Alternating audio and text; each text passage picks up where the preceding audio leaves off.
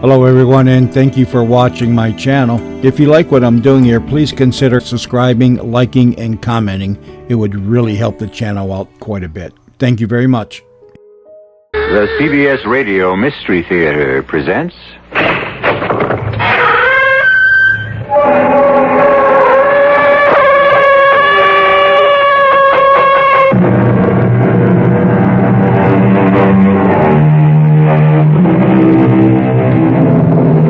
Come in. Welcome. I'm E.G. Marshall, and everything's in order. In its proper place, neatly sorted and labeled. All the items of suspense, mystery, terror, and the macabre. It only remains to mix and brew. Of all sad words of tongue and pen, the saddest are these. It might have been. It might have been. What might have been could we but recall that hasty word, that heedless act? Yes, indeed. Had we but known then what we know now, how different things would be today. Or at least that's what we like to tell ourselves. But would things really be different? My boy, you take an unnecessarily dim view. Do you realize I'm going to hang tomorrow morning? Perhaps not. What do you mean, perhaps not? Tomorrow will come and go, and you will still be alive. How? You will not be here, in this place. How am I going to get out? Leave that to me. Look around you. Guards, doors, locks. How could I possibly get out? They will all disappear. What are you talking about? Look. What? What happened? Who are you? Who are you?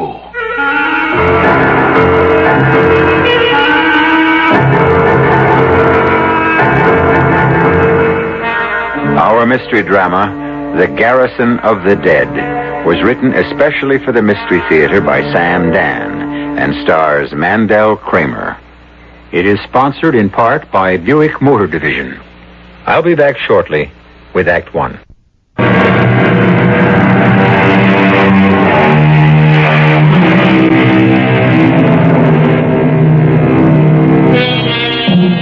The word is alibi, from the Latin alias ibi, which means to be somewhere else, which is precisely the idea of the thing, no? If you are required to commit a murder in one place, you must make sure you can prove you were someplace else at that exact time. This point is so elementary, so simple, one might consider it too obvious to be worthy of mention. Perhaps. But the executioners have been kept busy and the prisons full by those forgetful folk who neglected the basics. And no one is more aware of this than Andrew Macefield. Tonight, it will be necessary for Andrew Macefield to murder Jerome Carlson. It is a serious and most dangerous business. And of course, Andrew would rather not do it. But we live in a world where a man does what he must.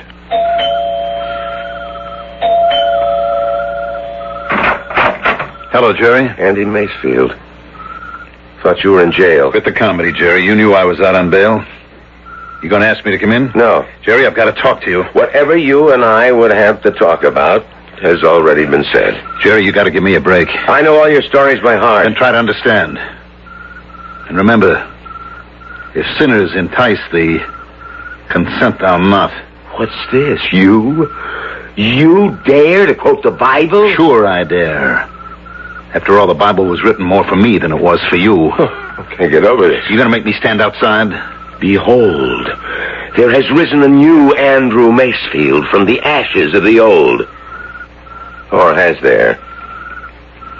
Enter, Andrew.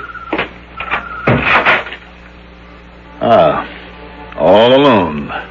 By yourself. Spoken with your usual flair for the redundant, Andrew. Well, what revelations have you to share with me? Jerry, do you want me to go to jail for 10 years? Actually, I would want you to go to jail for life. And pay $500,000 in fine? That money never belonged to you. Jerry, I'll give you half. That's your cut to keep your mouth shut. So, there really isn't a new Andy Macefield. $250,000, Jerry. How many magazine stories do you have to write before you can see $250,000? I'm sorry. Jerry, give me a break. I trusted you, Jerry. I helped you. You came to me. You said you wanted to do an article on how a real estate development is put together. I did. And because I thought we'd become friends, I told you things, well, off the record. And now you're going to go to court tomorrow morning and you're going to testify. That's right, Andy. Well, doesn't friendship impose a certain obligation? There's a higher obligation. To what? To the law. Look, what I told you was strictly on the QT, Jerry. And why? To let you in on a good thing, give you a chance to make some money. You mean give me a chance to break the law? Law? What's so holy about the law? People break the law every day. Didn't you break the law a couple of years ago when you wrote an article telling young guys how to avoid military service? That was a matter of conscience. What you really mean is it's all a matter of personal taste. Perhaps. But my taste doesn't run to swindling poor, ignorant people out of their life savings. Grow up, Jerry. These are suckers who were born to be taken. We've been through all this, Andy. I guess we have. So you're going to walk into that courtroom tomorrow and explain to the jury just how I separated those suckers from their dough. I think it's time we said goodbye. Yes, it is.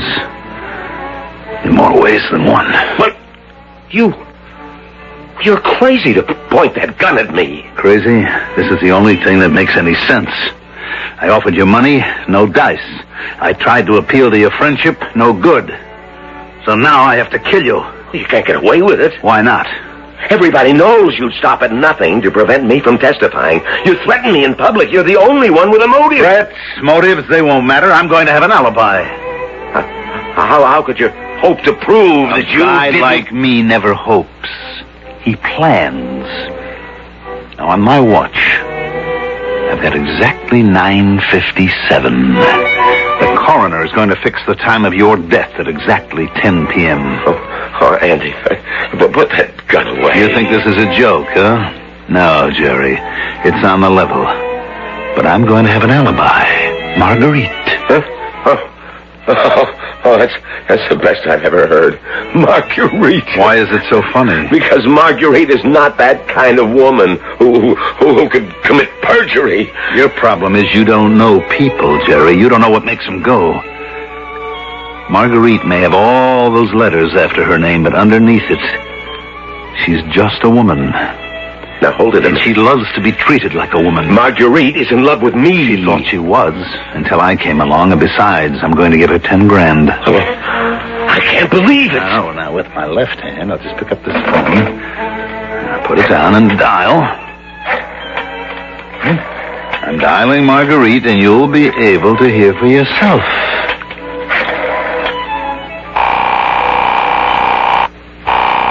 Hello? Go ahead, pick it up, Jerry. Talk to the lady yourself. Hello, Marguerite? Who is this? It's me, Jerry. Marguerite, Andy's gone crazy. He's here pointing a gun at me. Oh, no, Jerry. Andy can't be there. Huh? He's here with me. No, he's here. He wants to kill me. Now, dear, he can't be at your place. He's right here and he's angry. He's No. yelling at me. Just listen. Marguerite, listen to me. You listen, Jerome. Hear for yourself. You're not going to make a monkey out of me. You're not going to go running around with every Tom, Dick, and Harry the minute I turn my back. Oh, shut up, Andy, and give me a rest. You see, Jerome? Andy and I are having a fight. No. So, call me back later. No. Marguerite! Hang up, Jerry. That's all there is. No, listen. My voice is on a tape recorder. That apartment has thin walls.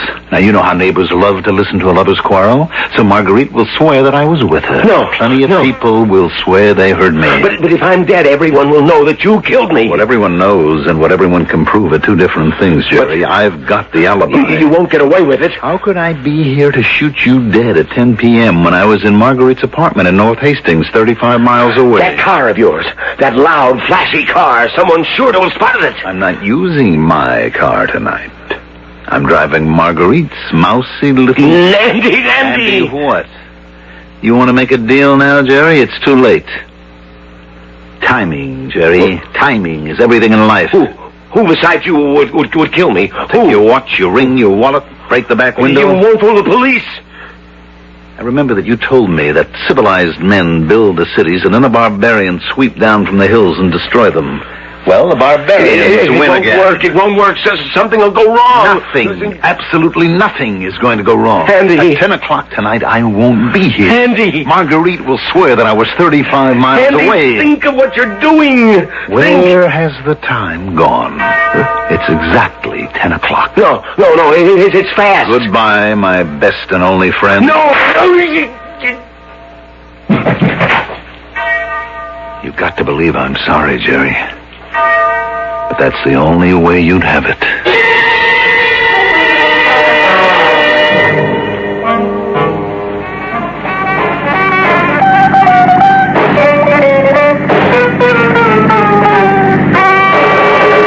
Hello. We're here to bring you dough. This is Harvey Hopkins, old Hop Around Harv, who brings you dough for just being at the right place at the right time. Timing, as they say, is everything in life. It is now exactly 3 minutes after 10 p.m., and we're out on location. Where? We are at the intersection of Route 6 and Main Street, and we have our special police motorcycle escort, and tonight, he's Sergeant Jim Cassidy. Say hello to all the folks, Jim. Evening. That was Jim saying good evening to everybody, but Jim will have a special good evening for you personally if you happen to A, drive past the intersection of Route 6 and Main, and B, if you have an R and a 5 on your license plate. Yes, sir, an R and a 5. An R and a 5 will make the jackpot, which is $650. All that money for an R and a 5 on your license plate. And if you're the first one to pass the intersection of Route 6 and Main, it is now precisely 4 minutes after 10 p.m. And I do believe we've got a winner because, yes, Sergeant Cassidy is gunning up that motorbike and he's after a car that has just passed by us here at Route 6 and Main. And off we go in hot pursuit. Yes, sir. The sergeant's overtaken him, or her, as the case may be, and we have got a winner! Please pull over, sir. What's the matter? What have I done? What do you want? Please pull over, sir. What's the meaning of this, officer? Sir, I'm very happy to inform you that you have just won the jackpot.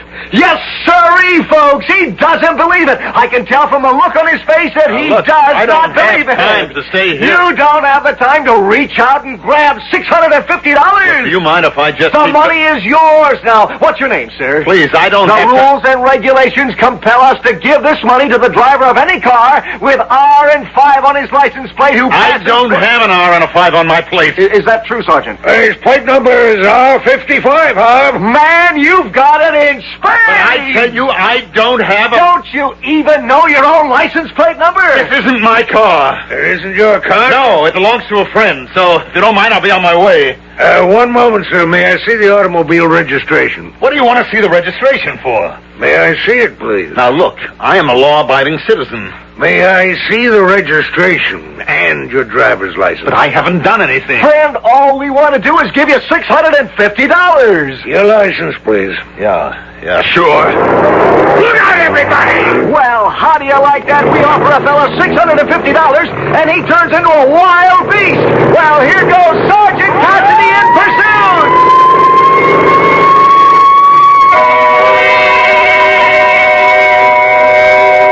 The obvious thing here would be to quote from Bobby Burns, "The best laid plans of mice and men gang off to gley."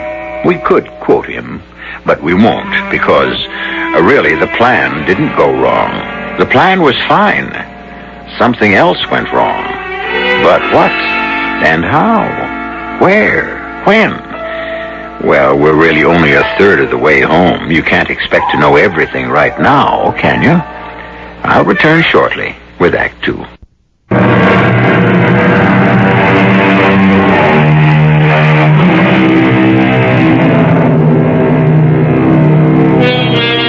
You know the old Russian proverb, "He that is fated to drown can even drown in a cup of water." And so it is with our friend Andrew Macefield. Except Andrew will not drown. He will hang. He will hang for the murder of Jerome Carlson. And of course you know why. When that beautifully crafted alibi suddenly collapsed, The judge and jury made quick work of the case. The date for the hanging has already been set. And the days, if we may quote that beautiful song, are dwindling down to a precious few. Yeah, I couldn't help it. It was him or me. I didn't want to do it. He was my friend. Tell him, Jerry, tell him. We were friends. Tell him we were friends, Jerry. We were friends. And you know it was nothing personal. You don't hold it against me, do you? Do you, Jerry? Oh, no, Andy. Certainly not. I don't hold it against you. You see, he forgives me. He forgives me. Tell him. Tell him. I forgive you. You should have said so at the trial, Jerry. You should have said so. I did, Andy. But no one was listening to me. I was dead. Help me. Somebody's got to help me. I don't want to hang. I'll help you, Andy. I'll swear you spent the whole evening at my apartment. That's no good. You're supposed to have brains. You teach college. Don't you know that's no good? How could I have been with you when the cops picked me up? Oh. She never had much practical knowledge.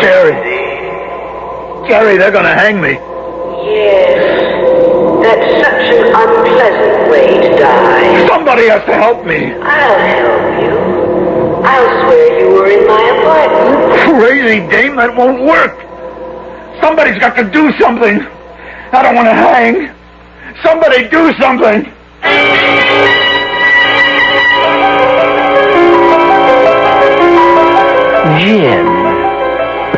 Gin?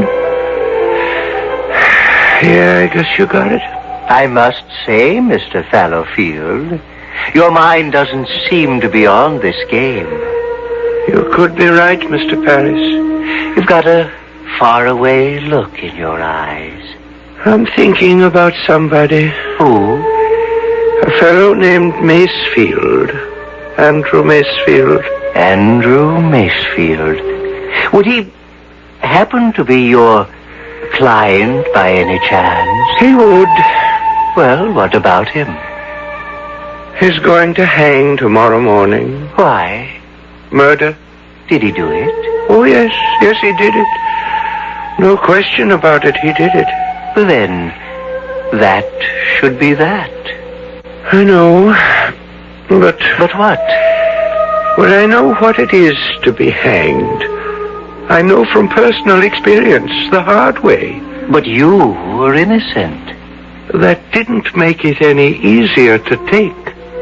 Well, what can you do? You're his guardian angel. But you did what you could. I still think I failed him. We can only advise. We're not supposed to go down there every time a client gets in a jam. Maybe I don't know how to communicate, Mr. Paris. You win some, you lose some. After tomorrow, you'll be assigned to somebody else. It's not my fault. It's not my fault. Oh, there he goes again. I'm going down there. Okay. But don't say I didn't warn you.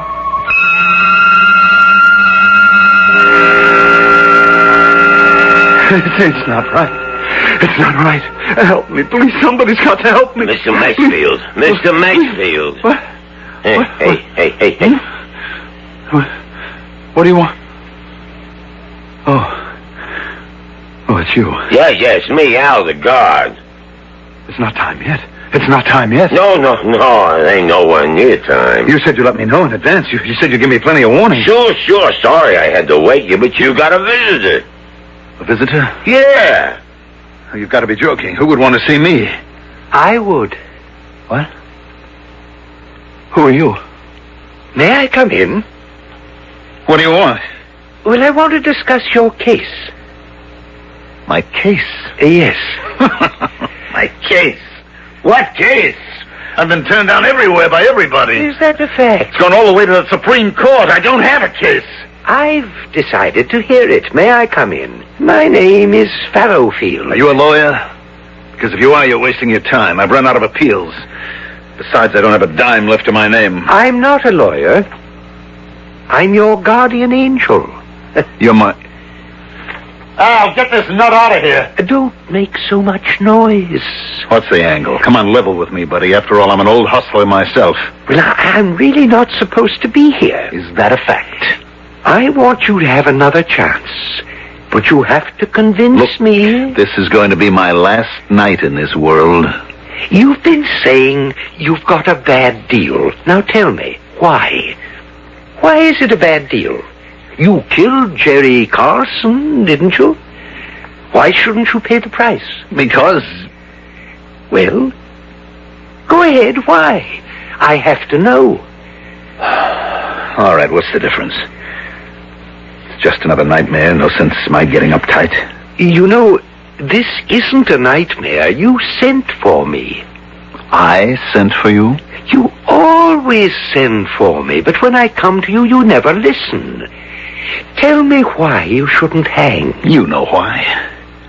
Look, everybody in the world he's got his place in, well, Jerome called it the scheme of things. Now, a wolf kills a lamb. Do we blame the wolf? How can we? He was made for that purpose. He can't help it. But you're not a wolf. And Jerome wasn't a lamb. I am a wolf. I had to be a wolf, or it would have been curtains for me years ago. I had no parents since I was 5 years old. I had to shine shoes, peddle papers. It was hustle or go under. But man has free will. Man decides whether or not... Don't talk to me about free will. I was brought up in a jungle. Other men had mean beginnings and have risen I'm not other men. I'm me. Look, somebody made me into what I am, the kind of guy who'd have to commit murder one day. Now, why should I have to hang for it? That, then, is the point of your brief? Whatever it is, the defense rests. But why do I say defense? I should say prosecution. Why should I be on trial? Whatever made me into what I am should get the rope. So, you want another chance? Oh, definitely. I've got one coming. Another chance? To do what? To be what I always wanted to be. What? Don't laugh. A writer. A writer? Like your friend Jerome? Yeah. You see, I learned something from him. Now, he didn't have much money. How many people ever heard of him? But he was happy. You know why? Because he was creative. And he was expressing himself in the right way. You know my problem?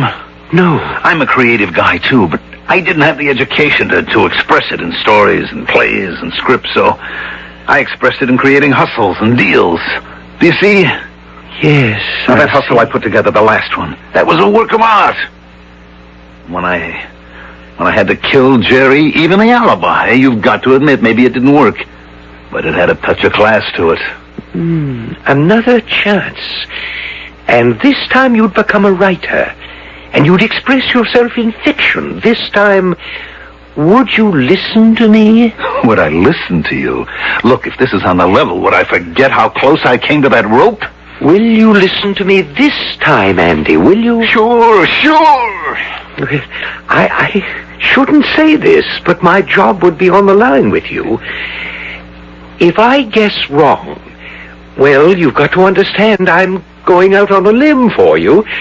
Promise you'll listen to me this time. Will you promise, Andy? I promise. Mr. Fallonfield, you're making a mistake. But he is promising. He's promised me, Mr. Paris. Okay, Mr. Fallonfield. Don't say I didn't warn you. Andy, will you become a writer? Yeah. A fine writer? And a credit to both of us. Yeah, sure. Hey, look at me. You got me believing it. And in just 1 minute, a strange thing is going to happen to you. You won't be in this jail. No? Where? Where will I be? I don't know. Because you will have lived a different life, I hope. And so you will be wherever that life has taken you. But where are you going to be? Where I'm supposed to be, Andy. Watching over you, trying to guide you. And what will I have become? What you claim you wanted. A writer. A writer? Will I be rich? Famous? Why? Is it important? As long as you're creative, isn't that the main thing? Sure, that's all that counts. Andy, in 30 seconds, you'll be 37 years old, just as you are now. But instead of being in a cell, you will be wherever your different life has led you. And Andy, I hope you keep your promise and listen to me.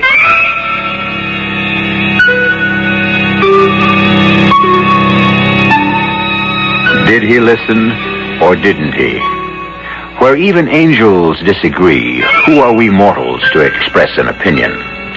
One thing is certain. If you're about to be hanged, it's wonderful to have a guardian angel who's willing to climb out on a limb and cut the rope. So, whom shall we meet in Act 3? A different or the same old Andrew Macefield?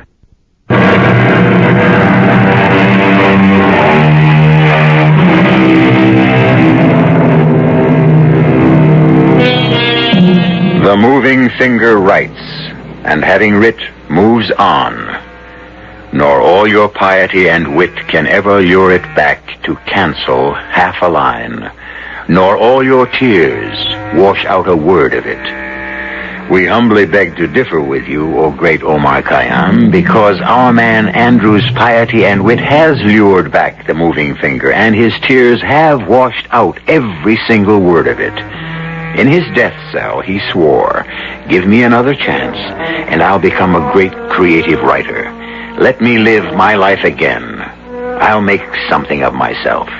So, he is living it again, and he has reached this day in his new life.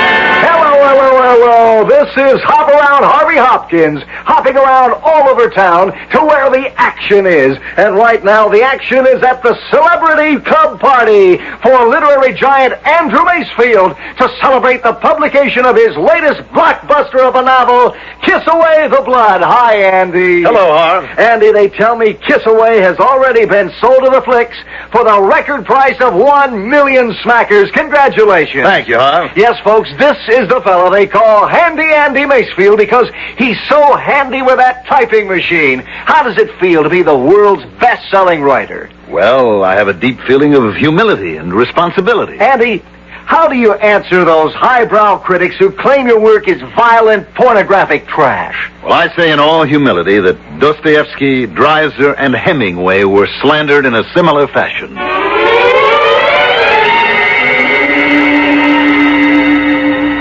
Gin.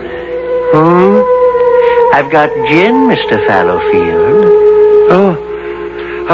So you have, Mr. Paris.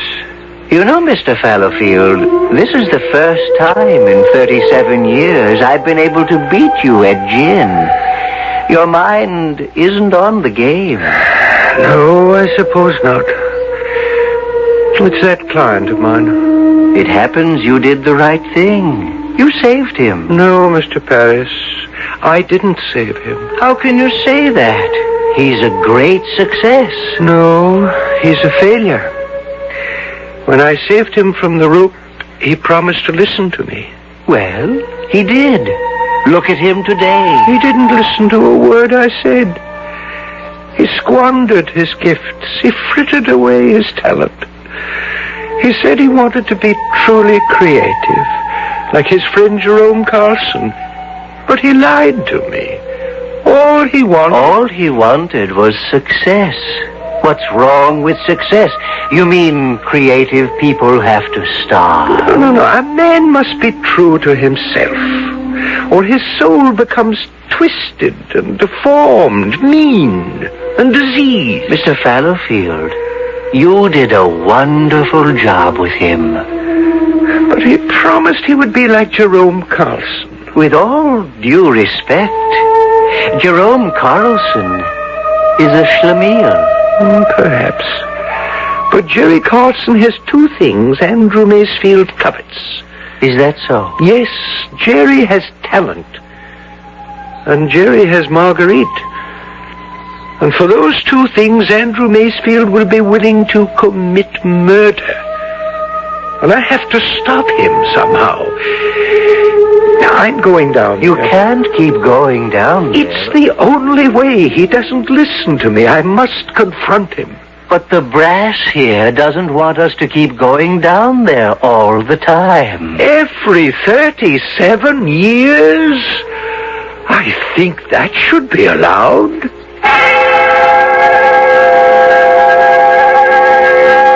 Yes, sir, Andy. Let them criticize all they want. You can laugh all the way to the bank. Folks, let's hear it for one of the sweetest, most humble guys on earth, Andy Macefield. Well, that's finally over. Mind if I turn the TV off?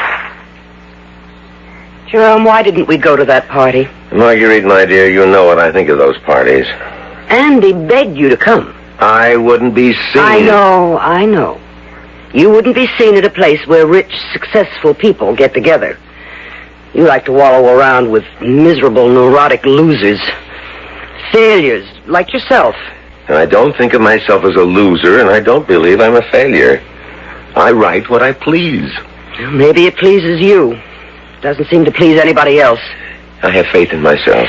And one day... Certainly, one day, when we're old and gray. Didn't you feel sorry for that pompous jackass preening himself on that program? I am filled with humility.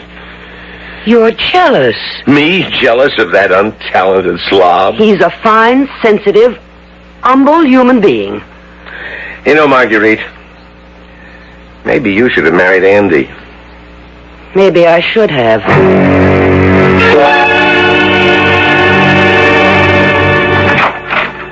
Andy. Where were you? You didn't show up for the party. Oh, Andy, you knew Jerry would refuse to go. I lined up a whole gang of people for him to meet. Agents, publishers, producers. He could have done himself some good. Why didn't he want to come? He's working on his book. Oh, his book. All right. Let's forget it. Where is he now? Where would he be at midnight? Sound asleep. Marguerite. No, Andy, Marguerite, don't. I love you, darling. He's your best friend. I can't help that. You mean more to me. He's shortchanging you, darling. He gives you nothing. You even have to support him.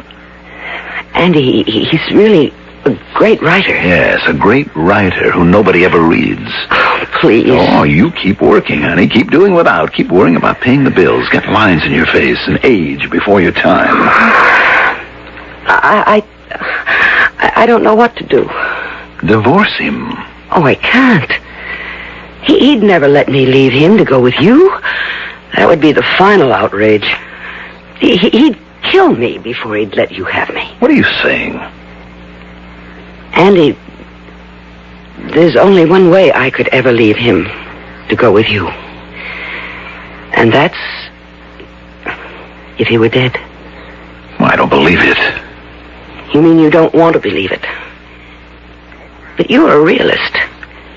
You know the things that have to be done to get what you want. Think about it. Think about what? Reality.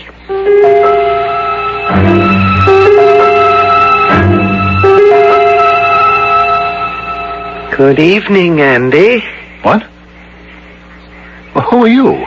An old friend. How did you get in here? My name is Fallowfield. I don't believe this.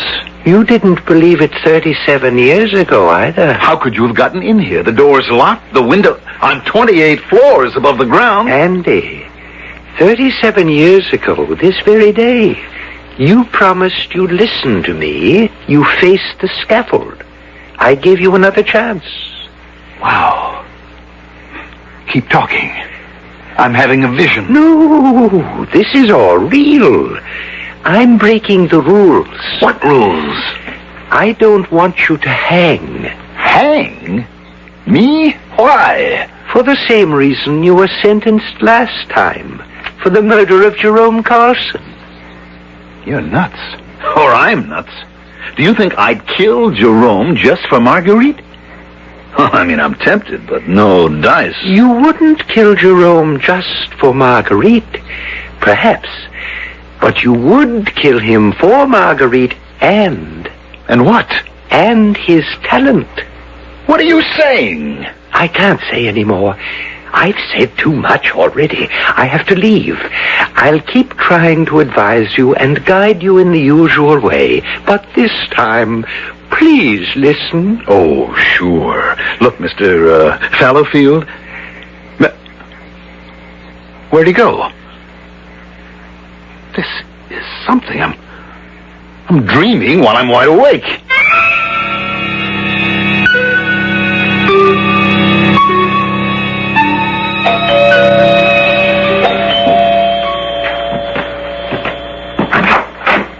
Well, it's Jerome. Busy, Andy? When a pal knocks at the door, come on in. What have you got there? In this little carton... Well, it looks like a manuscript. It is. But to call it a manuscript hardly describes it. It represents my entire life's work. In what way? It's my life as a writer, Andy. Everything I ever thought, felt...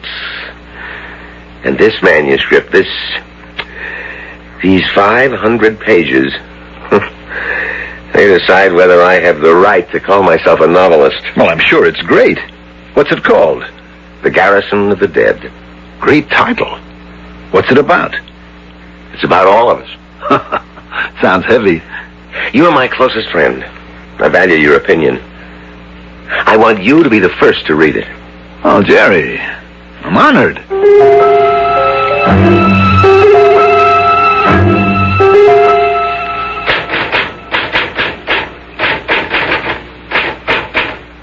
Oh, Marguerite, turn on the TV. Andy's going to be on the show with that obnoxious Harvey Hopkins again. If he's so obnoxious, why do you listen? Oh, I haven't seen Andy in weeks, ever since I gave him my manuscript to read. I wonder I haven't heard from him. Andy, word from your publisher is that your newest novel is the greatest ever written by an American. Different, completely different from anything you ever did before. I quote, a big, brooding, philosophical... Yes, that's true. What's the title, Andy? The Garrison of the Dead. But that's my title. Sounds like a blockbuster. It's my book. Well, you see, man gathers in groups, but these are truly garrisons. And man thinks he's fighting for life, but in reality, he's already dead. That is Marguerite, it's mine. It's mine. He stole my book. Calm yourself, my dear. You stole my book. What book? The one I asked you to read. Jerry, are you ill? Do you deny that you stole my Jerry. book? I asked you to read it so you would see what you could have written if you hadn't frittered away your talents. I wanted you to read the work of a novelist, you pornographic hack. Jerry, you've gone crazy. You won't get away with it. I'll sue you for plagiarism. I'll expose you for the fraud you Jerry, are. please, don't make a fool of yourself. Andy, we're in trouble. Why, Marguerite? The trial tomorrow, the plagiarism trial. Andy, Jerry has proof. Proof! How could he have proof? He's been writing Garrison for 20 years. He started when he was in the army overseas. The first 2 chapters were published in some obscure provincial magazine in Germany. What are you saying? Well, the magazine went under years ago. But he has a copy with those 2 chapters and an outline. Andy, tomorrow in court he can destroy you. Us. Now, wait. Just wait. I've got an idea. Suddenly I've got an idea. What time is it now? 6 o'clock. All right. Drive over to my apartment. I've got a plan, Marguerite. And it's foolproof. Put that gun away, Andy. You're crazy. This trial has generated too much publicity. Everyone will know that you killed me, and why? Forget that I'll have an alibi. How could I have killed you here in South Freehold at 10 p.m. if I was at my apartment in North Hastings? Marguerite's covering for you won't help. What was she doing in your apartment anyhow? People will ask. She came to me as your loyal, loving wife to beg me to go easy on you. No, you won't get away with it. Oh, yes. At 10 p.m., when you were killed, By a burglar. No. I'll be able to prove I was in my apartment. Would your wife lie to save me? No. So you see, Jerome, I get it all. The woman, the fame, No. and you won't get the chance to show that magazine. You won't get away with it. Keep No. saying that if No, it you makes won't. you feel better. No, please, Andy, no. I'm sorry, Jerry. I'm really sorry. But I had to have that book.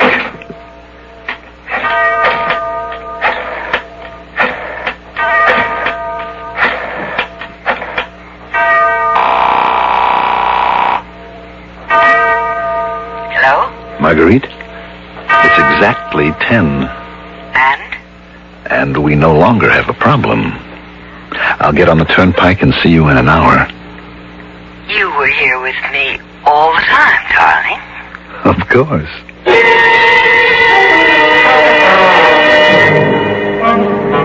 I better use the automatic lane so that no collector might see me and pick up my ticket.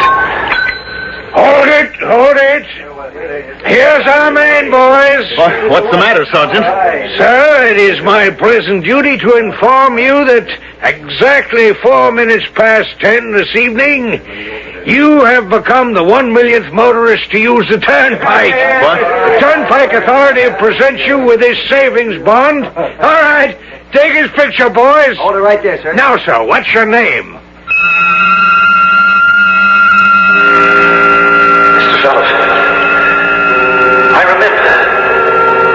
Now I remember, Mr. Fallowfield. Listen, I had to have that book. I had to.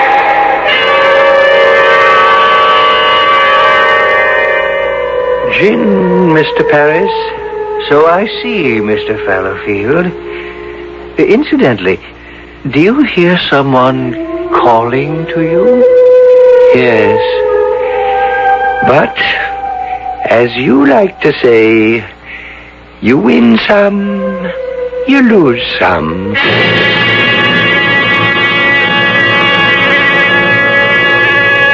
Well, what do we know for sure? We know for sure that back at that toll booth, they asked Andy his name, and his name turned out to be Mud. And what does it prove? It proves that after a while, even the most patient, kindly guardian angel will stop listening if you irritate him long enough.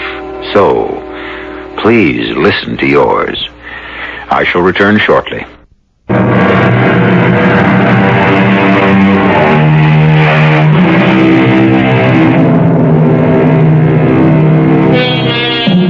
How many chances do you get? Just one? Well, how do you know? And what are you doing now? Is it something you may have done before and paid a price for? How do you know? Since you never know, and since there's no one who can really tell you, stay with what you can count on. And you can count on being with us 7 times a week right here on my Mystery Theater. Our cast included Mandel Kramer, Joan Lovejoy, Court Benson, Leon Janney, and Bob Caliban. The entire production was under the direction of Hyman Brown.